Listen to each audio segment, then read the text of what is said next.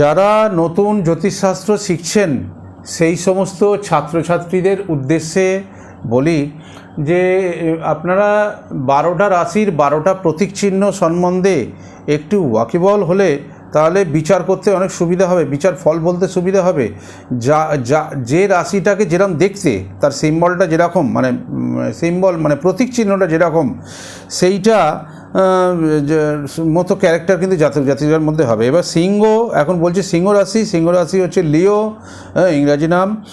আচ্ছা, এইটা হচ্ছে এর প্রতীক চিহ্ন হচ্ছে সিংহ, লায়ন। এটা আমরা জানি যে সিংহর ক্যারেক্টার যেরকম হয় এই রাশির জাতক জাতিকাদেরও ক্যারেক্টার সেরকম হয়।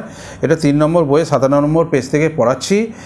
এইটা বইটা দেখাচ্ছি, এডিএন পদ্ধতিতে ভাগ্য বিচার প্রথম খণ্ড। এই বইটা দেবসূর্য পাবলিকেশন থেকে প্রকাশিত হয়।